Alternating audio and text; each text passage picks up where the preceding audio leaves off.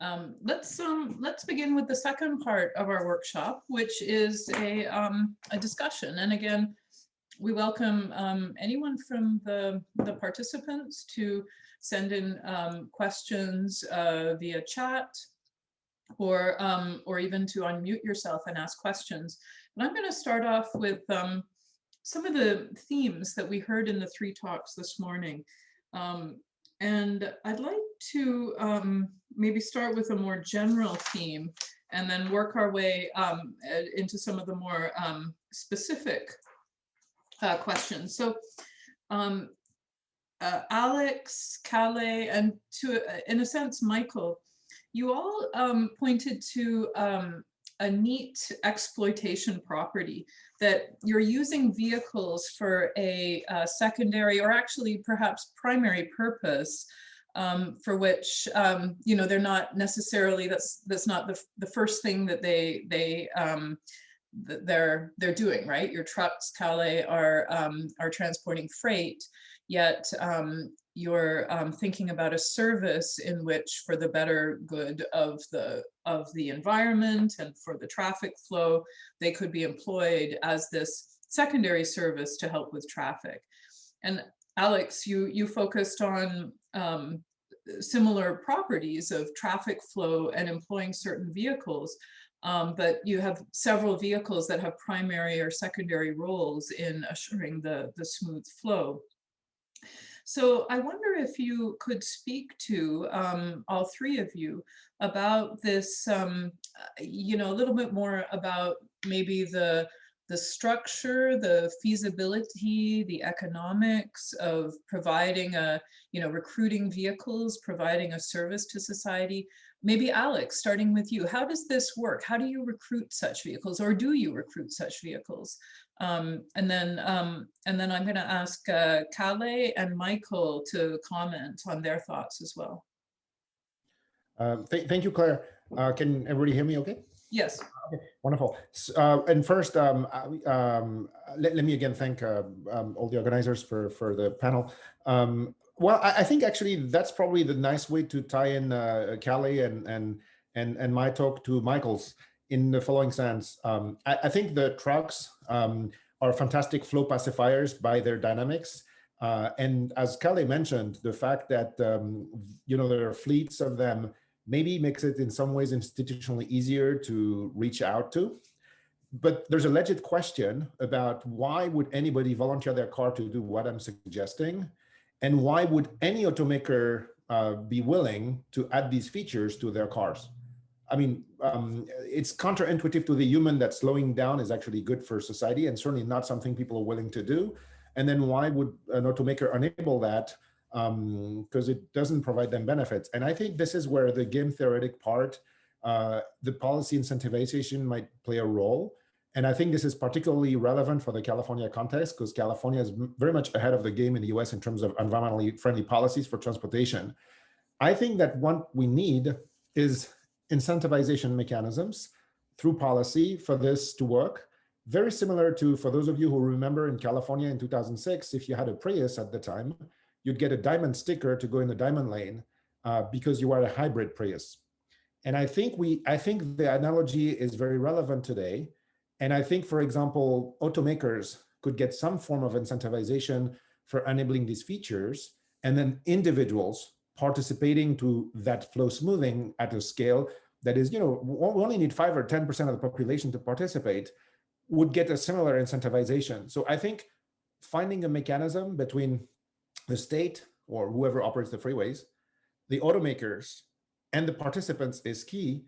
And we see that happening with tolling, in fact, because I think part of the argument that I think I heard from Michael is one way to push tolling and vehicle occupancy is to align them. If you toll a higher occupancy vehicle, you divide the toll by the number of people on board the vehicle.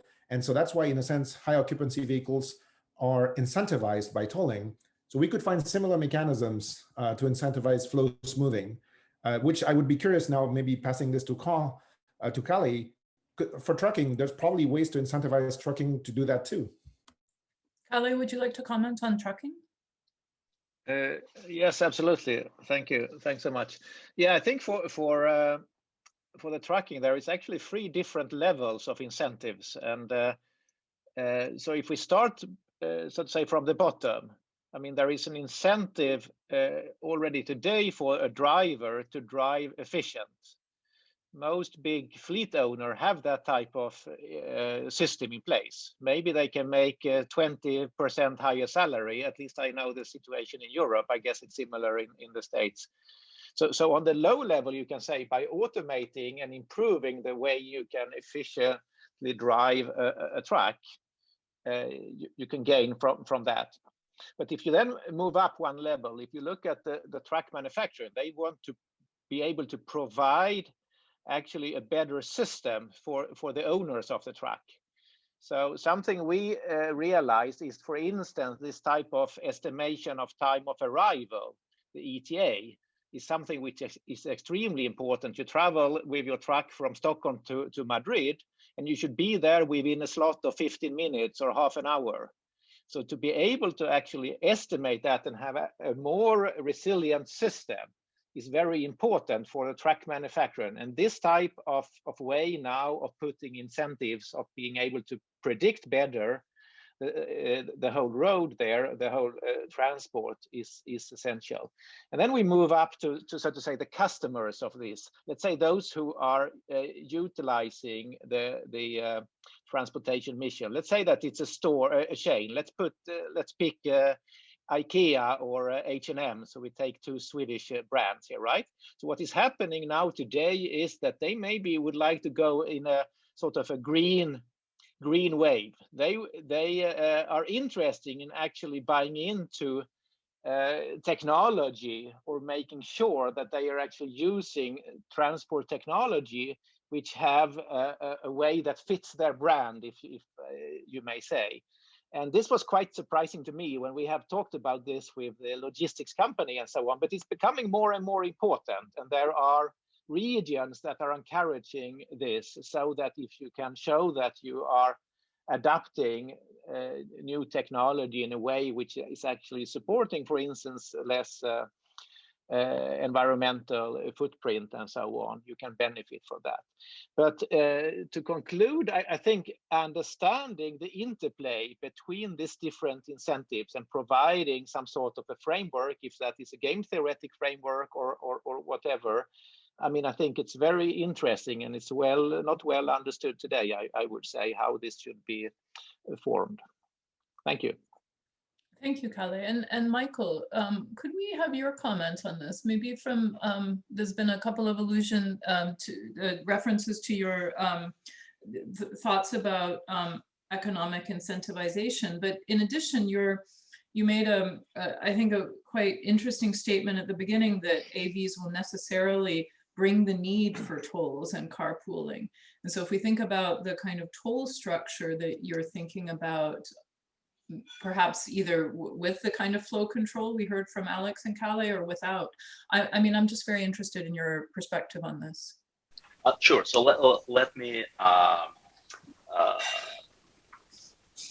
yes. So let me comment on that.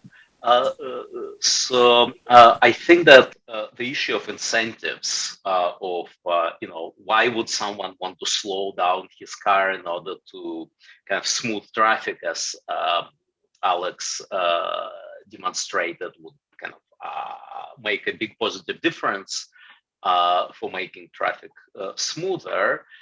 So I think when we are, and I totally agree with Alex that, hey, if we can create some sort of incentives, it would work. But I think as an economist, I always think, hey, when we want economic agents to do something, it has some benefits to the society, it has some cost to the economic agents. So ultimately, all we need to do is to compensate them for the cost that we're imposing on them. And as Alex demonstrated, if everybody does it, you have something like 5% energy savings because traffic is no longer stop and go traffic. So now the question is, let's say I'm an individual driver and I have a choice. I can either use this technology and kind of use my car to make the traffic smoother, or I just drive as I usually drive. So the question is, what would be the cost to me if I start to participate in basically Alex's algorithm? And I don't know the answer to this question. I'm not sure if Alex knows the answer to this question. I suspect he does. But if I were to guess, I would guess that the cost would actually be 0 or possibly negative, because by driving a little bit smoother, I may be actually saving a little tiny bit on fuel. Obviously, for me to save 5%, everybody should, or for me to save 5% on fuel, we need a lot more than one car doing that. But if I'm doing it versus not doing it, it's probably costing me nothing, because it's very difficult to go faster than traffic. And it's very desirable to avoid stop and go. So if the answer is the cost to individual drivers is negative because they're saving a little bit on fuel and they're not really losing anything on time because they couldn't really go faster than traffic anyway, then no incentives are necessary. You would actually people would start doing it on their own accord. They would be willing to do it at least. Obviously, if there's a little bit of a cost, people need to be compensated, as Alex mentioned. Maybe just giving the numbers, and thank you, Mike. So yeah, the assumption is with 5% participants, the energy savings for everybody, not just the participants, but every motorist would be 10%. The previous experiment that was run by my former student Dan Work demonstrated 42% savings with that percentage, but that was obviously a very contained ring experiment. So here we're working with 5% participants, 10% savings. And what we notice is that there's no significantly measurable alteration of travel time. That stuff happens over maybe one or 2 miles. That's when essentially you get stuck in traffic for 1 or 2 miles. Stop, go, stop, go, stop, go. And the smoothing will change maybe your travel time, maybe 15 seconds. It's not even clear for that duration. So it's something that cannot be significantly measured. And so I think the cost to the individual is mostly social cost. It's like suddenly your vehicle takes over and is driving slower than you would want to. So there's a gap that creates in front of you, and that's just not natural. That's also interesting how other people will react to it. But there's certainly there's no direct cost other than maybe a few seconds extra, which is not even clear. So the cost is more participation, doing something socially weird and unusual, which we understand in human factors, in the human factors community is not something that humans necessarily adapt well to. And in fact, some of the challenges of carpool in the US are due to stranger anxiety, which again, I mean, it's people will recognize the value of it. Nevertheless, there's these other social factors that are certainly an obstacle that people have a hard time to go over. So that would be my best answer to that question. Okay, thank you, Alex, and thank you, Michael and Calais. Okay, I'm going to pick up on a question that's on the chat. Rujana Baichi asks about communication and 5G. And I'd like to sort of put this into a bigger question that these came up in all three of your talks. And that's about autonomy and communications. So one question that came up in the talks is what level of autonomy should we expect of the vehicles that might be participating in the kinds of experiments that Alex and his team are running, that Calais and his team are running. And then there was a sort of a parallel discussion about communications versus no communications. Now, Alex, you made a maybe provocative comment. I'm not sure. You said the 5G network will not be able to be implemented in this for the next 5 to 10 years. Michael, you spoke about the related to autonomy, you spoke about, related to autonomy or non-autonomy, you spoke about the benefits of remote driving or remote control of driving. And Alex, you showed some videos of John Sprinkle doing some of that remote driving in Arizona.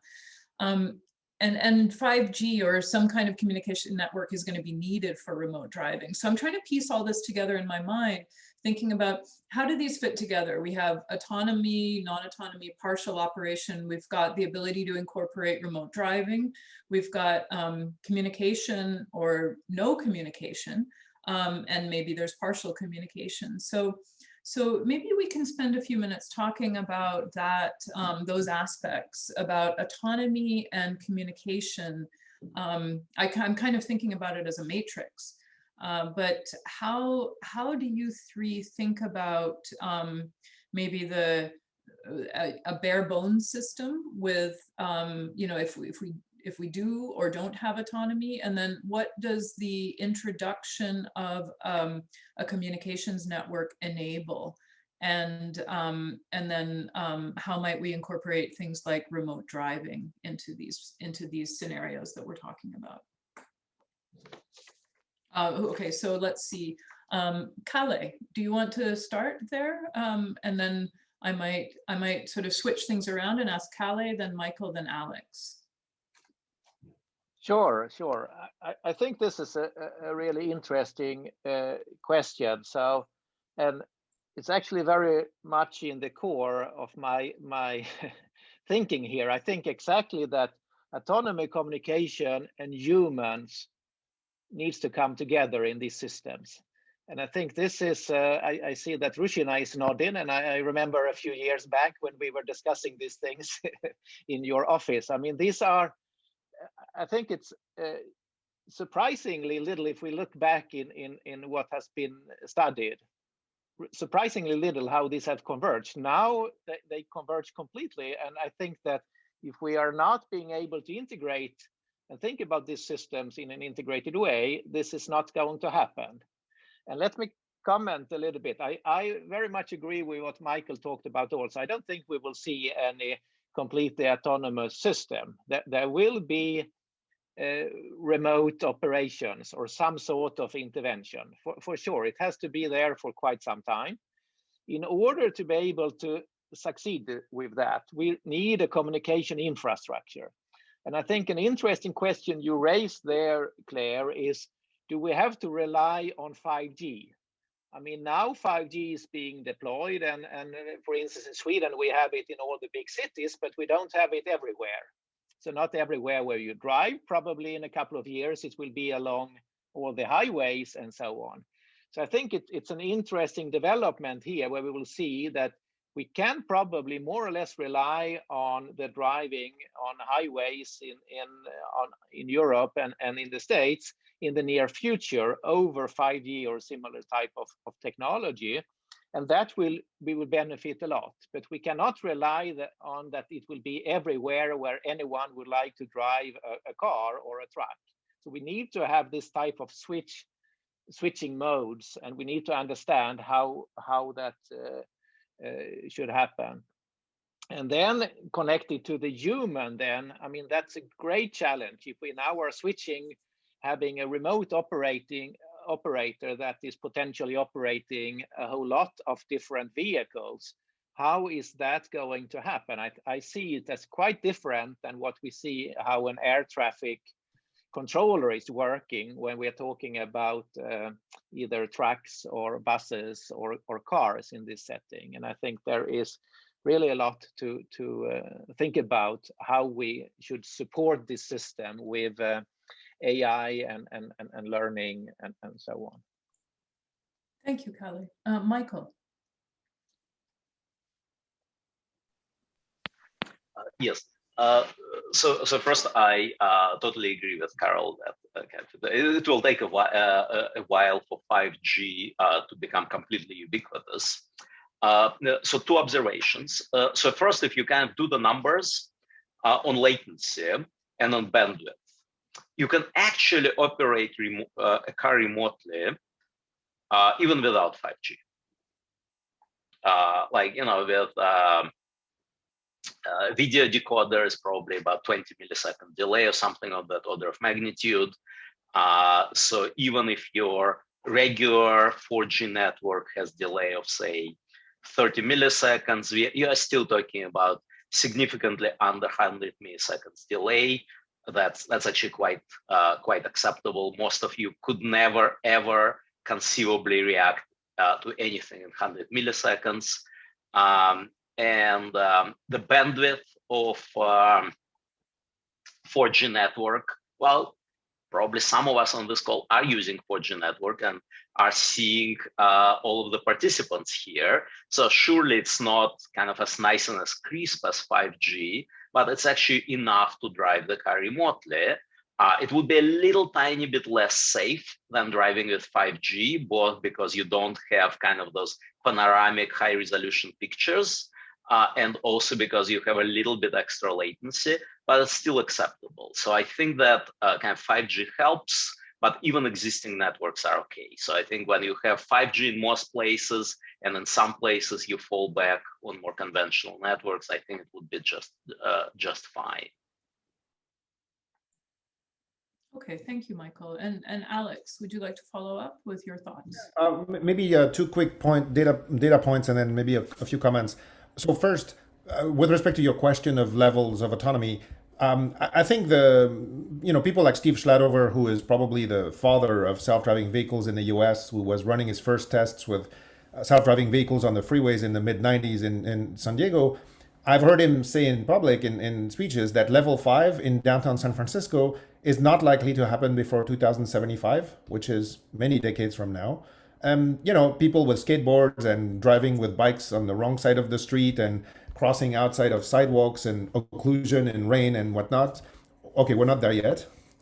The second data point is about the comments you alluded to, Claire, about the next 5 years. So 5G is coming now, maybe, but the car cycle is 5 years. So think about embedding any component into the chain production of a vehicle. And then the sales cycle is also a few years. So even if 5G is here, you can just add it to the car if you want it to work with the infrastructure of the car. So even that creates a delay that is significant. My conclusion from that is that, the fantastic applications you could see coming from 5G might be enabled by other networks. DSRC was one of them. And for example, the El Camino real testbed we run at Berkeley has that. But there's the same adoption technology. Very few cars have DSRC embedded in or added on. But I think once it's up, it will enable things like high-speed tolling or virtual actuation of traffic lights. So typically you can go 70 miles an hour on the expressway and turn on the light at night so you don't have to stop. Or high-speed platooning, like Kali is probably knows better than I. But that's not likely to happen for a while. And so I think, going back to Rujina's question, the 3 slides I showed at some point in the architecture, and for those watching, you can always rewatch the slides on YouTube, try to address that, is that we cannot make the assumption that X% of the vehicles are going to have 5G enabled technologies right away. And therefore, when we try to develop policies, as in AI policies, not public policies, or AI policies, control algorithms that are able to operate, we cannot make the assumption that this will be available. And that's one of the beauties of deep reinforcement learning, is that some of the results we show demonstrate that even in the absence of these high fidelity network, you can still do a lot of actuation, not relying on the assumption that you have access to the high bandwidth, low latency information in real time. And that's one of the promises of I think, deep reinforcement learning for this Lagrangian control of traffic flow. Okay, that's a perfect point. I want to come back to that point. That was another one of my broad questions. But before I do that, Anu raised a point which kind of piggybacks on this autonomy and communication discussion we've been having. And she brings up that resilience to cyber attacks is yet another dimension that the speakers can address. So it's really, we're not just thinking about 2 dimensions here, it's a multi-dimension problem.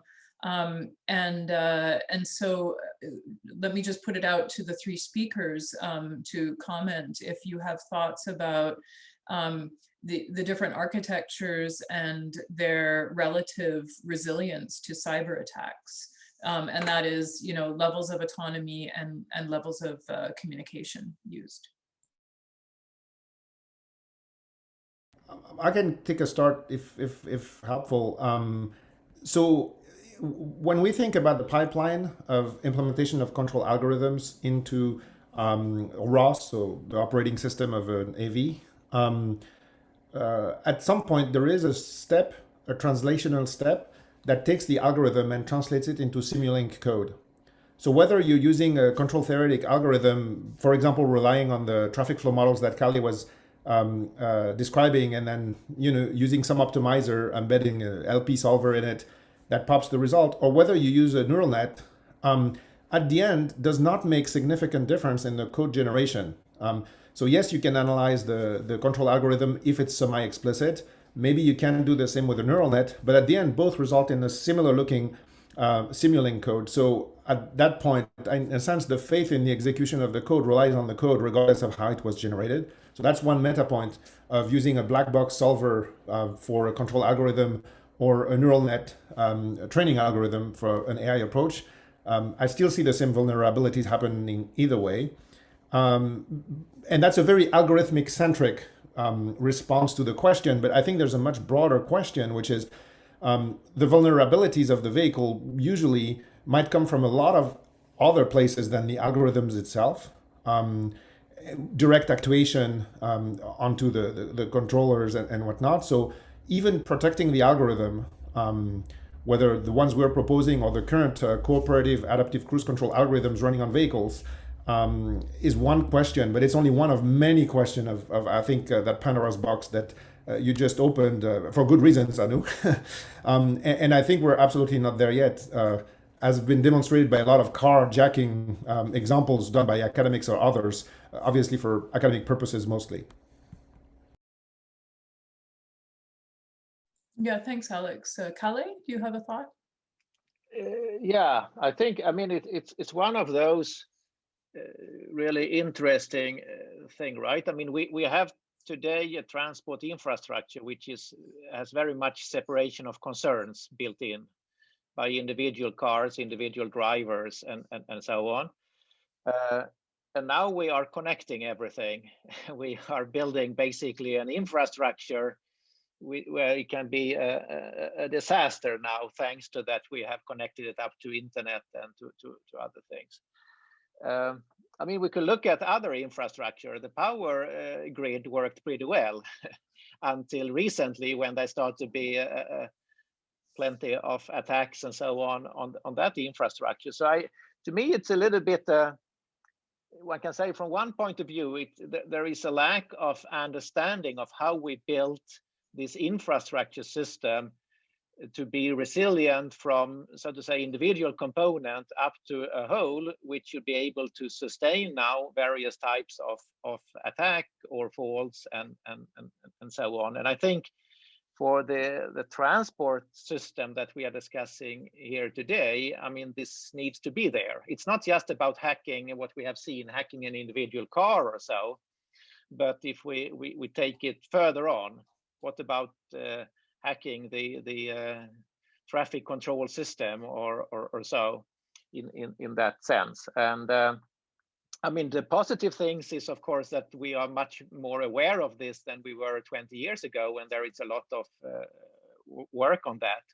We can also see that since we were talking about 5G and so on, we know that the cellular network have been built in a much more resilient and secure way than, for instance, the internet or the Wi-Fi technology that at some point were discussed to be the one that will be taking over. So from that viewpoint, we are many of us believe that we would probably build some sort of a vehicle communication infrastructure in the future, which is based on multiple type of interfaces, but also some of those that we rely on and that we know are pretty secure from this viewpoint.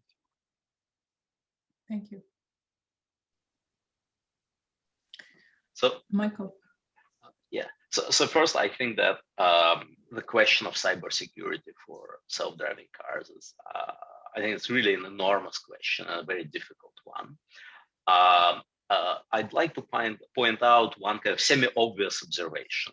So let's imagine a world where all the thinking about how to drive is done locally inside the car. There's no remote control whatsoever. The car just decides everything. And the only thing that the car gets from the outside is the destination, right? So you tell your car, go to this and this address, and then the rest the car figures out, right? So if you design it this way, then you have very, very high level of security against cyber attacks. Because the worst thing that the cyber attacker can do, it could direct all the cars to go to, I don't know, drive to the White House. But they will still drive perfectly safely according to the traffic rules, and they will all stop in a gigantic traffic jam that will be generated by a cyber attack. So that's not too bad. So basically, if you kind of limit whatever could be done externally to just choosing destination, then the worst cyber attack simply sends cars in the wrong direction, no accidents happens, the worst thing that happens is a big traffic jam. Also a very bad outcome, but there are things worse than that. So unfortunately, I think that there will be a need to send all kinds of updates to self-driving cars that do influence how they drive. And also there will be a need for remote driving. And there you really have a potential for a cyber attacker taking over controls of the car and just using it as a weapon. And that's a really, really scary scenario, especially if an attacker takes control of thousands of cars, not just of one car. And I think that one of the ways to try to prevent it is to have some sort of local controls on the level of the car, when even if you have sort of partial control that's remote, there are some local controls that makes it more difficult to do a cyber attack, where you just do a clearly unsafe action with that car. I'm not an engineer. I'm not sure if that would be kind of technologically viable, because when you have a remote operator taking over the control of the steering wheel and the gas pedal, you actually probably don't want the car locally overruling the judgment of that remote operator and saying, no, it looks like you want to crash into a building, so we are not going to allow you to take this or that action. So I think it's a really tough question. I think it would be very, very difficult to make the system fully secure. If I can respond to that very briefly, because that's very exciting. It's interesting if you think about it socially. Metros have been driving autonomously for decades, and some of them transport over 1,000 people at relatively high speed, and it's socially acceptable. People don't even know the metro is automated sometimes. But like Michael said, the remote control or the command center can take over the metro immediately, which mostly means stop, because there's not much you can do with the metro other than stopping it. And if you see in aviation, some of the recent developments in eVTOL technology is attempting to accelerate acceptance by the fact that, yes, the helicopter or autonomous aircraft is automated, but there's either a red button that automatically lands it in some ways that are pretty robust, or some others are just remotely flown. So that paradigm is also appearing in aviation, and it would be interesting to understand how that paradigm can be extended to vehicles, because the way I look at the way companies like Tesla are operating, they seem to be going the other direction, and maybe there is things to be said about it. But it would be an interesting paradigm, and also it would be interesting to see how that scales. I mean, if you think of hundreds of thousands of vehicles with level 3, 4, one day maybe 5 on the road, how you scale to have a system that dispatches remote pilots on demand based on what's happening, one car being hijacked to run into a federal building for terrorist purposes, or another one which is just doing something rogue on the freeways. So I think there's an interesting continuum between public transit, where that paradigm exists and is operating, automated aviation, where that paradigm is emerging, and self-driving vehicles on the ground, where I think that paradigm is still in discussion. Yeah, I think it's a really interesting point, and it comes back to, we're used to being in control of our own vehicles, right? We're not used to being in control of public transportation, nor are we, in a specialized aircraft system. So I think that these discussions, when we think about the point of view of the history of the systems, are really interesting. Can I there's- follow up on that, Claire? Oh, on one yes, thing please, that, Kalle. that came to my mind here, because I mean, another thing to think about this is that by connecting the vehicles, we actually have new possibility to make it safer, and to actually to react to things that could have happened in the system, right? And we had a project actually with Volvo here in Sweden. You might have heard they had a few years ago this thing that they were driving 100 automated Volvo cars in Gothenburg and so on. And part of that project, they demonstrated this about emergency vehicles. So let's say that you have emergency vehicles that have to go very fast through this highway or so.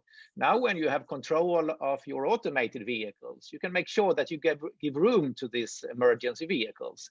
So you somehow become better in responding to various type of things that, I mean, could be an emergency vehicle, but I can also see, even if we go all the way to Michael's terrorist attacks and so on, right, that we have a system that could be more responsive than current system, because we don't have actuations in the systems today. Just a thought about them. Yeah, that's a very nice point and discussion. Okay, I was going to move on to learning, but before I do that, because I think it nicely continues from the discussion that we've been having about autonomy, communications, resilience. There's questions about, so Sarab is bringing up questions about infrastructure, and not only infrastructure, but the kind of the market design for these systems. So I'm just going to try to actually put these two points he's bringing together. The infrastructure question follows from it follows from the discussion we're just having. You know, if we think about installing a communications, or if we think about the kinds of systems that you're talking about in your discussions, what is the physical infrastructure needed to support these systems, whether it be supporting autonomous vehicles and supporting, if we did have communication, so communication between autonomous vehicles. And then how does that, who supports that? I think that who supports both its installation as well as its upkeep. And I think that leads into the question, the next question that Sarab asks, which is about the market design. So I'd like to start just maybe by concretely following up with our infrastructure discussion and asking, you know, who builds it and who supports it? Alex, you had a beautiful video, perhaps it was from Dan Works, setting up these towers on the side of the highway. And that was probably after many years of getting the Tennessee government to support this. But is this a public infrastructure, or is it something that autonomous car companies would contribute to? What are your thoughts about that? And maybe I'll let Michael follow up on that in terms of who owns it and what financial models goes behind it. But so you're absolutely right, Claire. I think there's really two competing philosophies for autonomy, at least for ground vehicles. On one hand, you have companies, maybe Tesla, Waymo, who assume that most of it will be done on board the car, whether it's machine vision based, whether there's additional infrastructure, LiDAR, you name it. No infrastructure. I think that's one vision. And then you have another vision, which says there's going to be a lot of infrastructure built to support this autonomy on demand. If you go back to the history of the automated highway system in the 90s, that's what made it work, and that's what sunk it. Basically, they had to put magnets on the pavement. Then it was fantastic because it enabled a lot of things that are not otherwise possible, but it sunk it because you can't put, well, at the time they thought you couldn't put magnets on the whole freeway system of the US. There's just not enough funding. And the truth is, as usual, will be in between. And visions that people hear from is autonomy on demand, is like maybe there are sections of the freeways, 20 miles here, 30 miles there, which are heavier, which have heavier instrumentation, so that they enable autonomy on demand. So think, for example, the French government now is thinking to have an automated taxi lane between Charles de Gaulle Airport and downtown Paris. So it's a secluded lane, it's just one lane, it's just for taxis with a specific instrumentation, and it's on a reduced set of the freeway. There's discussions like this happening in California with Bay Bridge. when they open the residence in Treasure Island, there's going to be 18,000 extra people commuting to the city, and they are thinking to build a self-driving bus lane instead of the fifth lane of the Bay Bridge. So I think that it's easier to get to autonomy on demand faster by building that infrastructure, and building it only partially at specific location makes it maybe economically realistic. And that's why when I'm finished, I'd love to hear Michael's response on that.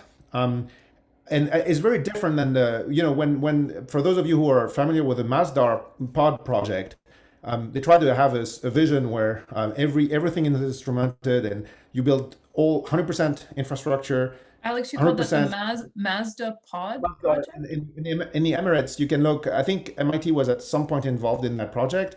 So someone at MIT might comment on this more knowledgeably. But my understanding is they try to build a fully automated infrastructure-based system. But at the end, the Masdar city had to turn it out because it didn't work as they had intended. So I think the vision is somewhere in the middle. And I think the beauty of that is that the financial models and the economic models to make it work, this autonomy on demand, are still to be invented. I know that people like Emilio Frazzoli with Newtonomy have thought about it, how to create the proper economic models so that specific brands of vehicles would, at some point, go on full automation for specific sets of the transportation network with the proper infrastructure. And that's a world that I think we'll see emerge, I think, in this decade, in partial portions of the network. And I'd be curious, Michael, if you've heard or if you know about financial models for this, because it's not easy to create a financial model where there's heavy infrastructure. Some of it has got to be operated, I think, by the public sector or on behalf of the public sector by private companies, but there needs to be a whole financial model for it to make sense, which I think people are still exploring at this time. Well, so I completely agree with Alex that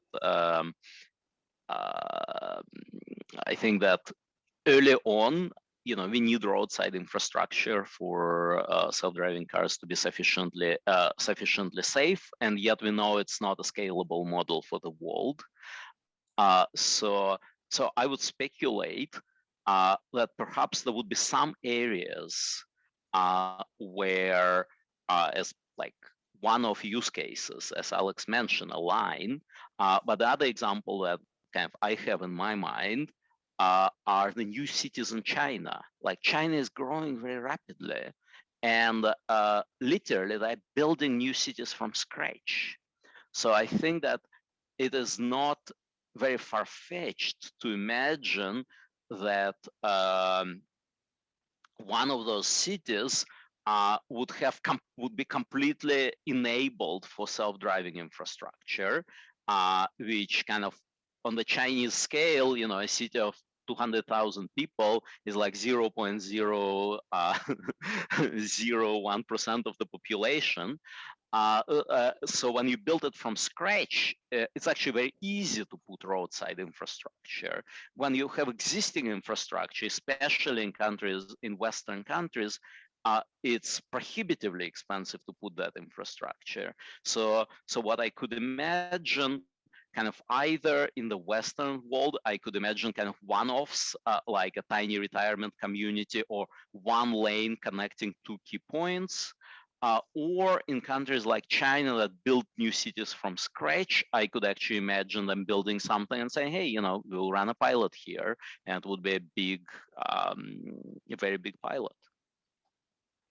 But I think in the long run, like, roadside infrastructure is not going to be a solution that will stick. I think it's just not scalable. Kalle, what are your thoughts on what are the infrastructure requirements for the kind of heavy transport system that you're working with, if we were to consider them as a kind of I like this term that Alex, or was it Alex who said flow pacifier? But I'll give credit for it. Perhaps it was Kalle. Yeah, I think. Yeah, I mean, if you look at what I talked about with the truck and the truck transportation here, I mean, we basically have the infrastructure. We basically have the technology. If we look at it in a broader scale, what I see, and I think it's clear from the discussion also here, is that there is a divide internationally, right? I mean, if I see the discussion we are having in Europe and we are having in Stockholm, I mean, we have, as you know, Claire, we have an excellent public infrastructure. I mean, people, most people in the city go with the public infrastructure daily. And when we now come to integrating this type of automated vehicles and so on, it's mainly this last mile type of thing, right? How do you go from where you live to where you work and basically to your subway station and so. And there, I mean, of course, we will have these completely new cities that can do anything. And then we have a few cities in US with an excellent infrastructure, and then you have a few cities who do not have that infrastructure. I mean, I think it's an extremely hard question to predict here. I mean, go back 10 years and there would not be any car manufacturer in Europe who believed that one of the big players would be in Silicon Valley, right? And they are changing completely how the car manufacturers see it now, right? You know that the big ones are now saying that they will not have any combustion engines or so in just a few years. They are not developing that any longer. And the same way it now comes to the connectivity. But what will be the true game changer there when it comes to what infrastructure is needed? Is it so that there will be a business case and that we will see a major shift in US to more a situation that you will have in some of these major cities, or would we see something else coming? I think I don't have the answer to that, but I think coming back to something that Michael talked about earlier, which I find very interesting, is this concept about dynamic tolls and how one can think about dynamic tolls as providing an infrastructure and a possibility to actually force the traffic infrastructure into a certain ways of being operated here.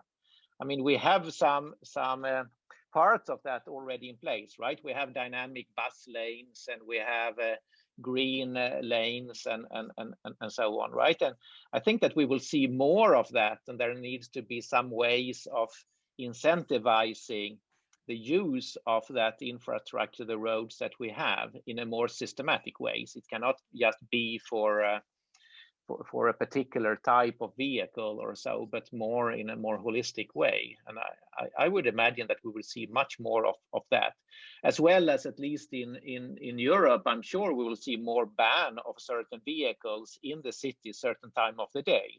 I mean, we already see here in Stockholm in a few years that we will not be allowed to drive any longer with a gas or a diesel engine in the city. I mean, that's just a fact. Everyone thinks that is going to happen. Already today, we have certain roads where you cannot drive with this type of combustion engines any longer. So. Would that be okay for me to ask a follow-up question to Claire? Of course, yes. So I'm really excited, Kalle, about some of the work that happened in Northern Europe. I think it's a coalition of several countries, but I'm pretty sure Scania was involved, and I think Sweden was involved, about the electric, I don't know even what the word for it.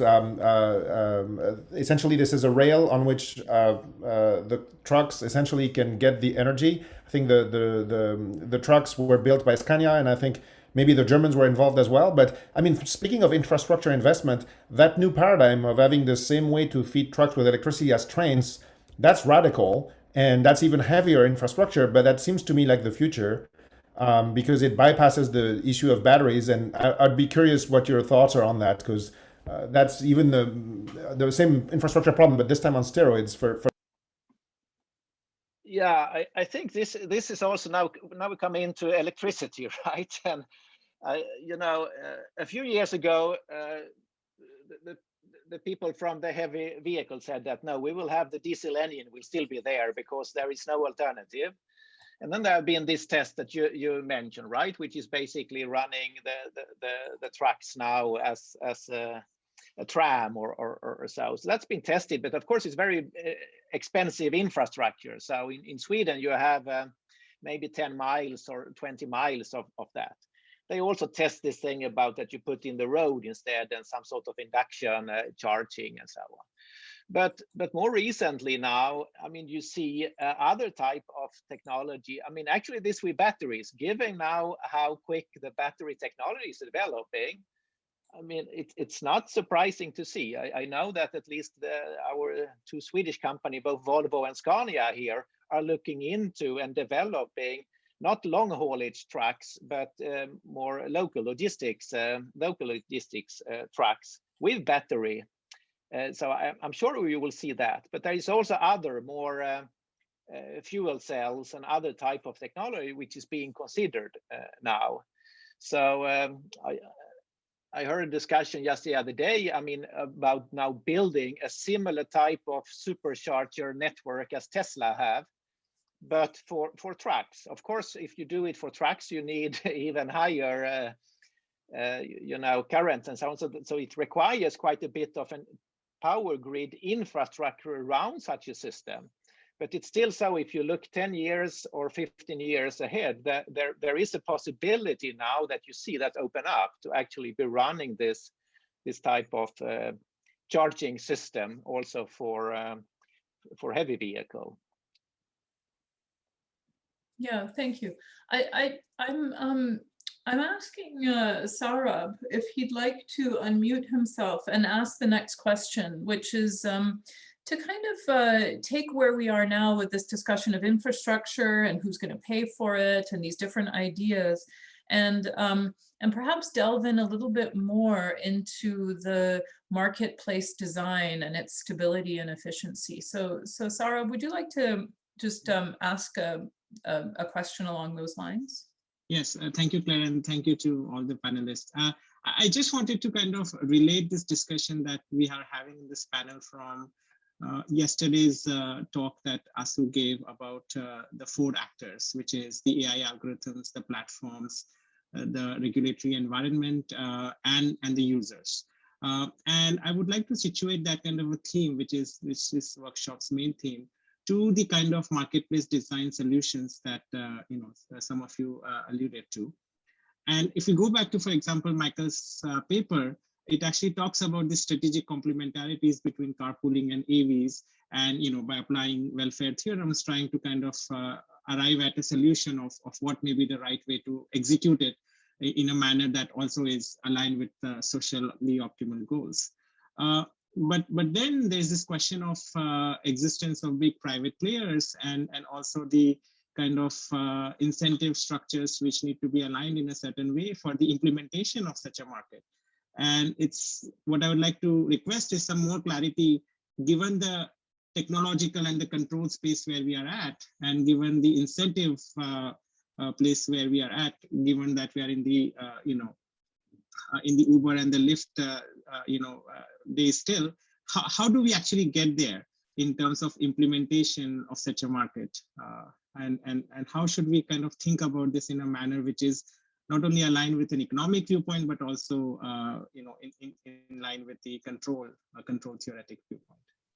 Thank you. Yeah, so I love this question. So let me, it's a tough one, but let me try to answer it and see if you find it satisfactory. So first, on the issue of stability. So if you start doing fully dynamic tolls, where basically you adjust tolls in real time, depending on real traffic conditions, mathematically things become very complicated in terms of stability. And also in terms of incentives, things also could become very, very complicated, right? So imagine you're driving on the road, you suddenly see that tolls shoot up 5 times because there was an accident on the road.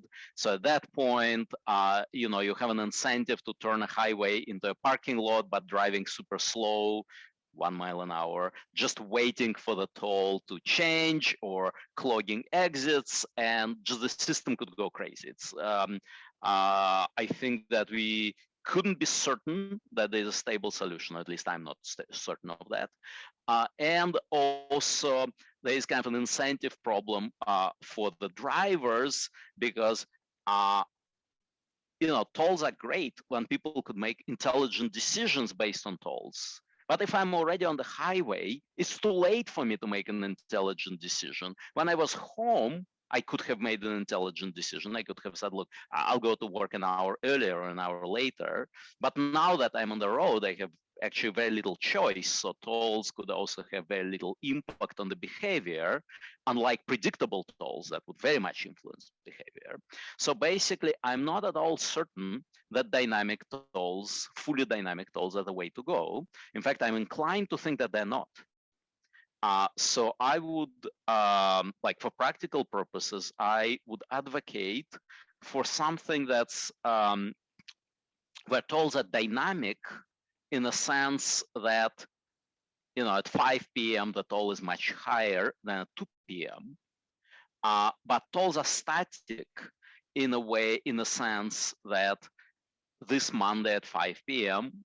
the toll will be the same price as next Monday at 5 p.m. And by the way, the only country in the world that actually implemented something I will call ubiquitous tolling is Singapore. And that's actually the model that Singapore uses. They have different prices at different times of the day, but they refresh the tolls fairly rarely. You pretty much could expect that would be the same today as it is tomorrow, assuming you are weekday and weekday. On a weekend, it would be a different price. So maybe monthly there are some refreshes of tolls, but basically it's highly predictable. And it's easy to see that when you have that system, you do have stability. You don't have to worry about stability. And you can say, well, but couldn't you get more efficient if you be fully dynamic? Well, theoretically you could be, but when you look at the traffic patterns, most of the traffic is completely predictable. If you're driving from, in a normal year, not in a pandemic year, if you are driving from New Jersey to New York City, if you are driving from Berkeley to Mountain View at 5 p.m., you pretty much know it's going to take between 1 hour and 50 minutes and 2 hours and 10 minutes. It's quite predictable. So if tolls kind of take care of the systematic variability in patterns, and that you can do with those semi-static tolls, then kind of that residual, the random fluctuations due to weather conditions and traffic accidents are fairly minor. So basically, you can get rid of all the inefficiency that comes from this systematic fact that if you drive at 5 o'clock, there's going to be terrible traffic. You solve it with a static toll that's high at 5 o'clock, a little lower at 4. And if you do it 95% of the time, the traffic will flow, there will be no traffic congestion. Yeah, 5% of the time there would be an accident and there would be a little bit of traffic, and that's okay, but most of the inefficiency would be solved. And it's easy to see that the system will be stable. People will make the travel plans based on predictable tolls. People will arrange carpools based on predictable tolls. Everything is nice and stable. If you want to kind of gain those last few percent of efficiency by reacting to kind of traffic patterns, accidents, there I'm not sure what would happen in terms of stability, but I think that almost all efficiency could be gained with kind of Singapore-like system that's basically what I call semi-static. And actually, if I can add to that, it's very interesting because in the first generation ERP system that Michael was talking about, all the fares were either static or very specifically time varying. And in the ERP2 version, which I think will be rolled out next year, where every vehicle has a box that essentially is used as a device for both tolling and parking, they were very careful in my understanding, pre-publishing the fares ahead of time to prevent these instabilities that Michael was describing. And I do believe that, I think this is an open research question, but once you try to gain these last percent efficiencies that Michael was commenting on, then you open yourself to a lot of instability and potentially speculation. I mean, think about GameStop And what happened? People kept speculating and doing a form of a Ponzi scheme onto some form of, like a fluctuation of the market. That's one thing that could happen if the proper mechanisms are not put in place. I also would like to pivot that conversation on the technology side, because I think there's the market part and the financial part. But one of the reasons why it worked so well in Singapore is because it's 5 million people on an island, and the number of vehicles is around 1 million. So it makes it easy to roll out, or easier to roll out in the local political landscape, which is also different than the US, a technology like ERP2, which essentially mandates every vehicle to carry a device for that. But now think about implementing this in the US, where traffic patterns are much more complicated because of the scales. One elected official in California who worked on that topic, I can't say the name, was essentially making the analogy that if you wanted to implement this in California, you would probably need to build your own IRS for California. Because right now, the gas tax is collected at 5 points. Essentially, there's 5 main oil providers. And so it's collected with these 5 companies. Now, if you have a mileage fee, you need to have a collection mechanism by which you need to track every vehicle. So arguably, maybe Google could do that, assuming that they could roll a product integrated with maps. But there's all kinds of equity issues of who has a smartphone, etc. So for all the vehicles not willing to participate or external to that state, you have to have some other mechanism, maybe license plate based or whatnot.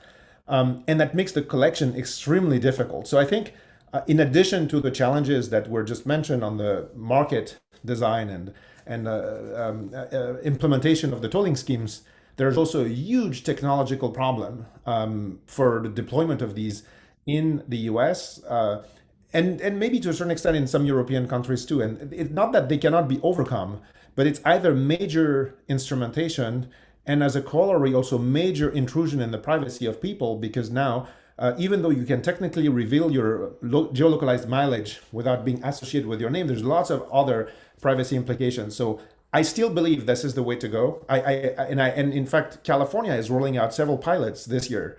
They've done a really good job at trying to understand how to implement this, but there's a huge implementation roadmap ahead of us in terms of the architecture to do it, the collection schemes, and ultimately, like Michael was saying, the pricing. Thank you. Thank you.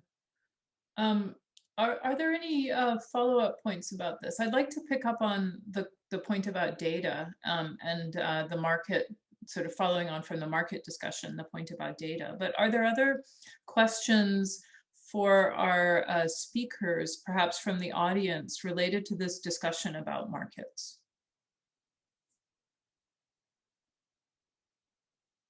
Or other comments the speakers want to bring up about this discussion?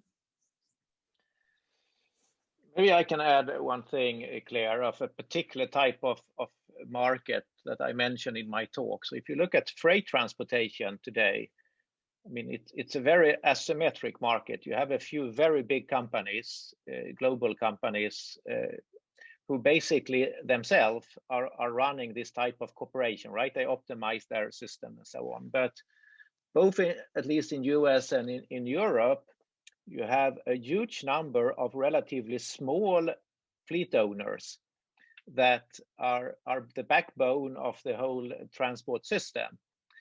And if we now talk about building a common market here where you can collaborate and you can gain, in a sense, it's beneficial for the small ones because they benefit if they could get data and cooperate in some way and utilizing the infrastructure more efficiently than the big ones. So I think then when we talk about incentive of building this market, it's quite interesting how you would do that to avoid now, so to say, in some sense, if you would avoid giving a benefit to the small fleet owners compared to the big ones, or perhaps you would like exactly to do that because you think that we should now not have that type of oligopoly that we have today. Yeah, I think that's a really good point. Think about these specialized, in some of these more specialized markets, the asymmetry is striking. So let's move on to talk about data. All of you talked about data in your talks, and I mean, it seems that as a given, as one starts to participate in a system like we've been discussing, you're giving up some of the you're giving up some of your own data, and that data is actually, we know, is worth quite a lot to several of the entities that are participating. So how is that just part of the, do we consider that just part of the cost of participation? So when we're thinking about, you know, zero cost, the data that you're providing companies by participating is, or the data that you're providing to the system, however it's going to be used, is part of the payment that you're putting into this? How does that work? Or how do you think about the use of data here?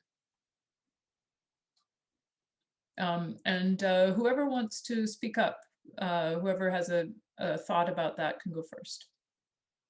Maybe to chase a ghost out of the room, or scarecrow, I think there's always the privacy question. But the way I discard that is that if you think about the amount of data collected by any smartphone, regardless of the brand or any app, I think that privacy has already been given up in many ways, in the same way as maybe 10 years ago or 15 years ago, browsing history and personal navigation has been given away, and that's already owned by most of the major internet content provider, Google, obviously, and many others. There is a irrational fear that having that same data be owned by public agencies is really bad. And I personally have a hard time understanding that fear, in that it seems that public agencies are under such strict governance rules compared to the private sector that it would seem a much safer place for that data to reside than in the private sector that can resell it and do all kinds of things with it. Especially when a lot of these agencies, for example, the departments of transportation, either state or federal, are not are pretty much disassociated from security agencies or interior ministry or whichever they're called in whichever country. So that fear is there. It's social. I personally think it's irrational, but I think it is already an obstacle to the implementation of such schemes, because it kind of de facto pushes it to the private sector, in which people seem to have more trust right now. I just want to get this out of the way, because I do believe that that's something that is there, but it really shouldn't be there. Michael. So I think I agree with Alex that it's kind of important to separate paranoia from legitimate privacy concerns, and I think there's a little bit of both in this debate, like in general in the public sphere. But let me first kind of mention a few facts about how data is collected today. So there's no value judgment there, just sort of just the facts. So most cars that you will buy today already have a SIM card, and they already have a GPS device. And your car, and you may not be aware of it, but when you sign the paperwork, you agreed to it. If you bought a new car that wasn't super cheap, your car probably collects the data about where you're driving, and it also collects lots of data about how you're slamming the brakes and all the engine temperature and lots of other stuff. And all that is stored in the cloud. And the car maker could examine that data, could play around with that data, could license that data to providers of navigation services. All of that is already happening. And if you were to look under the hood of your car, you are more likely than not to discover that you are a participant in that. So car makers try to be privacy preserving about this. So, for example, some of them will not store GPS data for the first mile or first several hundred meters, so that they observe your trip, they see where you are driving, but they don't know kind of where you came from and where you are going. That just connect the middle, and they feel like that's sufficiently private. And obviously that data is kind of under lock and key, so hopefully you trust Ford Motor Company or Toyota to keep your data private. I don't think there were any data leaks there. So that is what's already happening, and there's plenty of data, right? So that's the first observation. So I think people do have kind of legitimate concern about the big brother being able to kind of spy about the every move, and I could certainly see that. So if you have ubiquitous tolling, where there is basically a toll on every intersection, and some of the tolls are 0, some of the tolls are 2 cents, some of the tolls are $5. But then, would Big Brother know everywhere where you go, and would it be problematic? And I can certainly see how it might be. So I think there are many remedies for it. One is it's actually possible to have privacy preserving tolls. There are several technologies for that. I don't know if if we will end up in the world where we are using those technologies, or we just say, hey, you know what, hell with privacy, it's more convenient that way. But it's certainly totally possible to essentially completely anonymize tolls. So one of those technologies is actually developed in Microsoft. We have confidential computing technology, where we can just store your location history in a way that is fully encrypted and not accessible to anybody at all, but that is sufficient to calculate how much tolls you own. So kind of you just do a multiplication operation, knowing the prices of the roads, so you know exactly how much is due, but we have no idea, but nobody has any idea where you were driving. So that's one way of doing it. There are many other ways of doing it in a privacy preserving way. It's more hassle, it's more work. I would imagine if China were to do something like that, they probably would not be using that technology. I can imagine that in Western countries where we really worry about privacy, we may have a tolling system set up in a way that's privacy preserving. That's definitely technologically feasible. Thank you, Michael. And Kalle. Yeah, to follow up on that, I think it's interesting to think about next step, because I mean, as Michael said, I mean, the car manufacturer have this information now. I know from the heavy vehicle industry, I mean, they have collected this data for quite some time and have been selling type of maintenance and predictive maintenance type of functions to their customers and so on. But as far as I know, at least with our collaboration, no one integrate this data with the traffic authorities. In the Nordic countries, we have something called the Nordic Way. So it's a collaboration where all the authorities' traffic data is being shared. They put it in a cloud and you can use it. And I think it's open completely, not only for researchers, but to anybody. But that type of integration with, if one could imagine that you now use this vehicle data and use that to predict traffic conditions and so on, from one perspective would be fantastic and very interesting. From other perspective, it maybe could be terrible. As well as if you think about what you can do with side information that you can get from various type of other devices or data sets here. So and of course, if we look at specific type of services that we would like to implement, one can use technologies that is around today to preserve the privacy. But when we look at it more on a global scale, I think it's could be a quite interesting situation that we are coming into. And to add to that, I mean, if you look at what some of the car manufacturers have done over the last few years, they have gone together and created their own let's call them data crunching companies, right? They have been sharing navigation data and so on.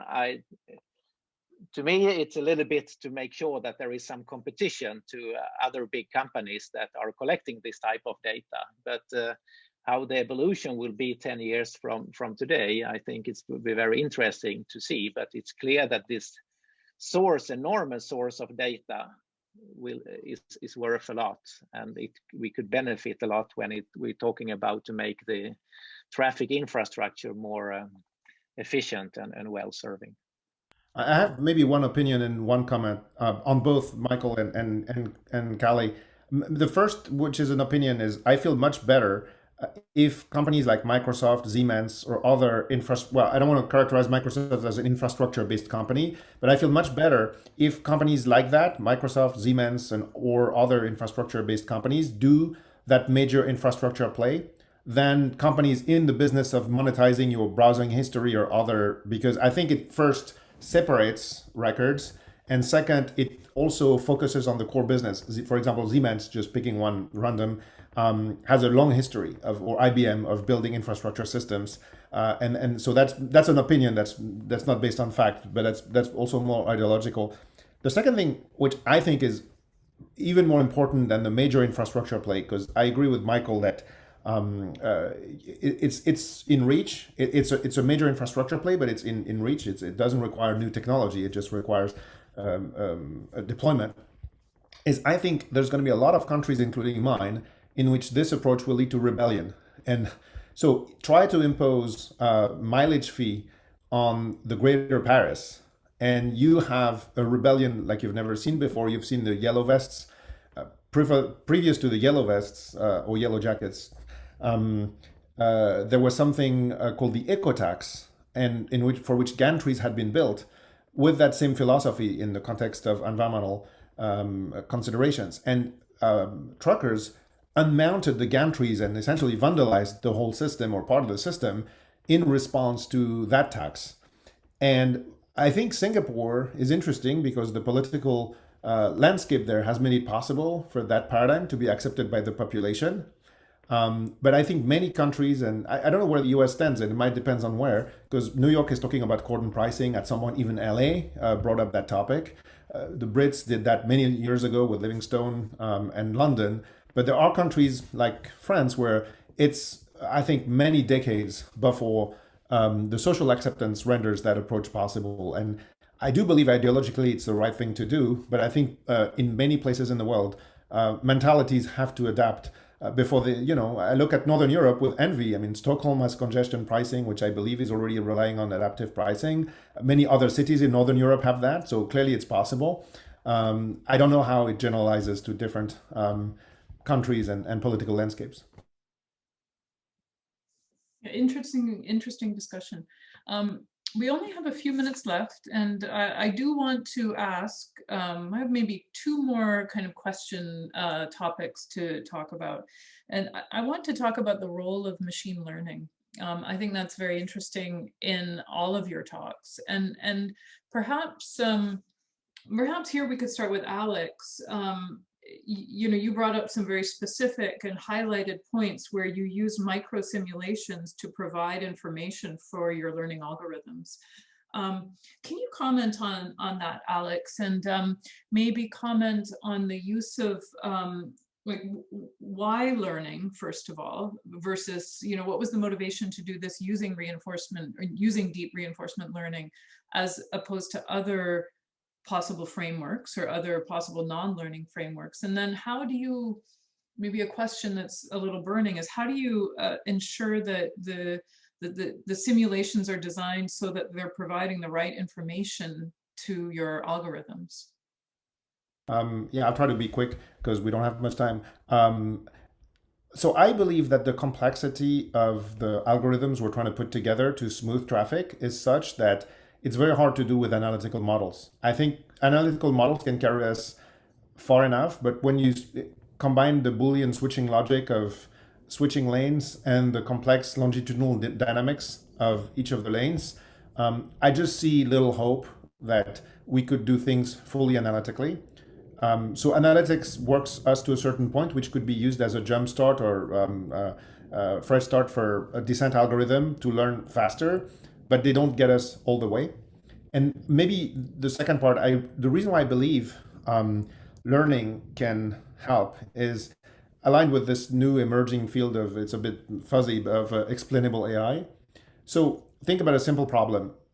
Smoothing is much easier if you know the speed of the freeway traffic at the end of the stretch you're smoothing.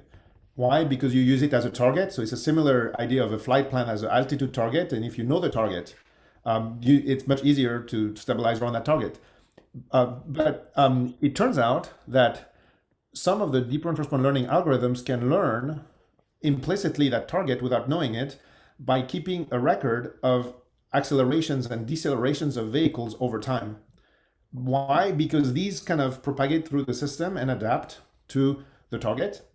And so it's not something that is necessarily easy to put in equations, but it's something that we see happening in practice. So I know this is very fuzzy what I'm saying now.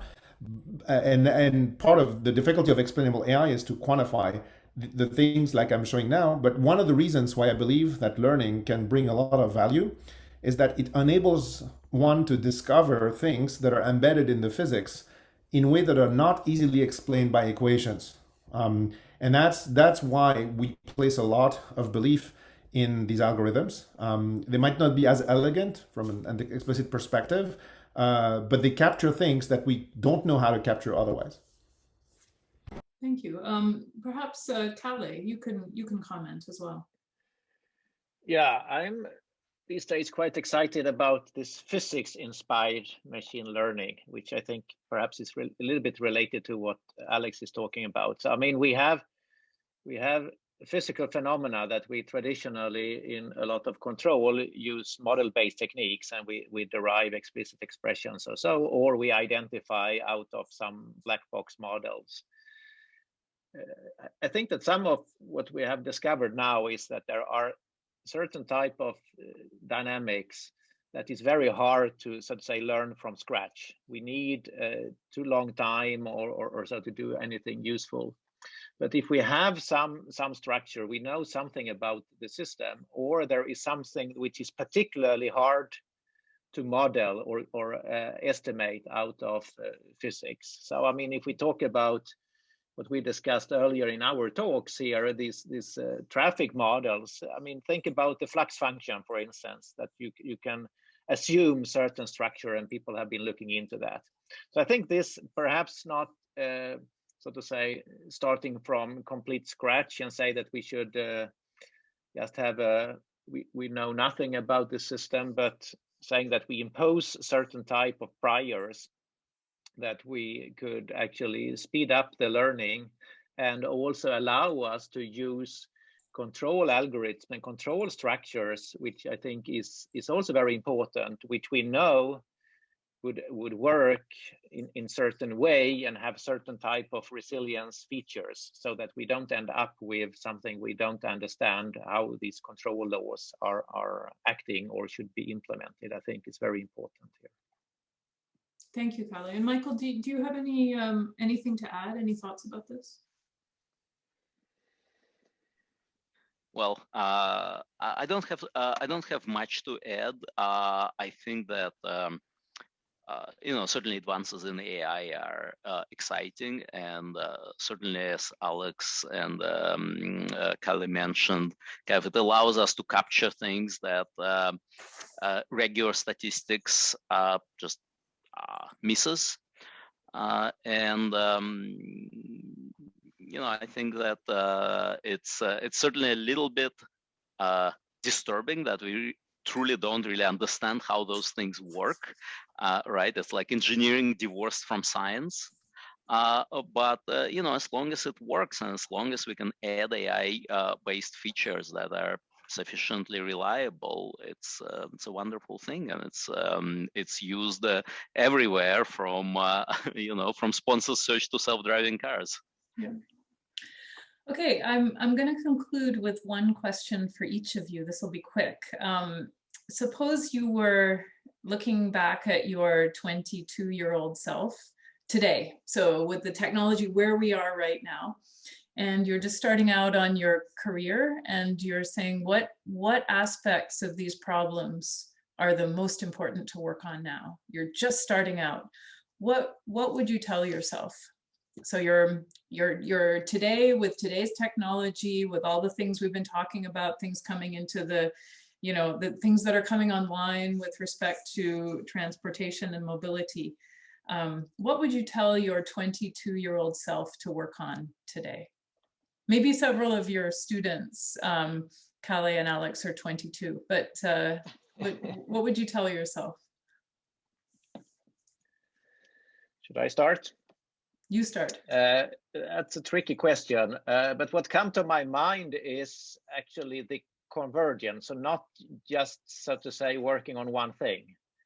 I think that we see here, both when it comes to education as well as to the first step into a professional career, that where a lot of things are happening is on the intersection between areas, or in really this, we were talking about this, about automated driving, right, where economics come into play, technology come into play, policies, and so on. So I would tell myself to be a bit open-minded and just do not just study mathematics or whatever we did at that time. So, although I know Ruzhina, who's here, will say, I would tell my 22-year-old self to study mathematics. Who wants to go next?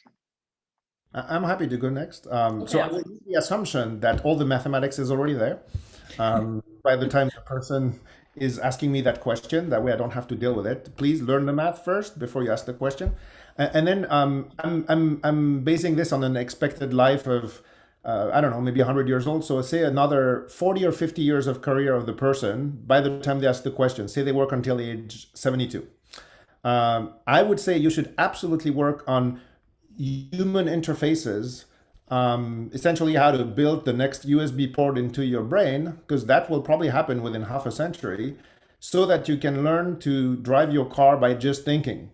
And maybe this is a bit too science fiction-y, but I would really think that over the next 50 years, so again, assuming the person will work until the age of 72, human interfaces will change driving and transportation in general. So I would have them work on that. I'll probably be dead by then, and by the time it becomes a reality, but they'll probably live to see it. Cool. And how about you, Michael? What would you tell your 22-year-old self? I'm very boring. I'm 50 years old, and I don't think I will tell my 22-year-old self anything different from what I would tell myself.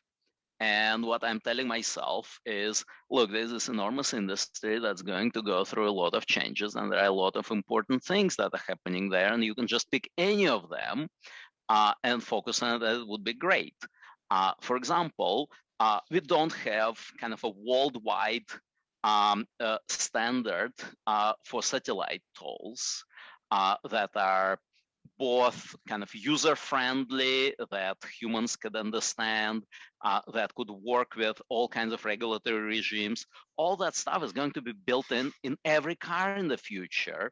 Like, that's just, it's ridiculous that we have so many tolling standards. We need one universal, very well-developed standard. One can work on that. That's great. That's one of the things that actually I'm interested in. At my age, if I were 22, I would be interested in it. And I think that there are lots of things one can pick. Carpooling, awesome, very important, and going to be huge. Took a big setback during pandemic, but it will be back. Again, lots to do there. So I think that the problems that are important for 22-year-olds are the same problems that are important for 50-year-olds. And there are lots of good problems. It's whenever industry is evolving and changing, there's lots to do. Thank you. And thank you to all three of you for the wonderful talks and for this discussion over the past hour and a half. It's been a pleasure to discuss these topics with you and to learn a lot from the three of you. So, and thanks to the workshop organizers, Sarab, Asu, and Alexander, for setting this discussion up. And thanks to C3.ai DTI for hosting this.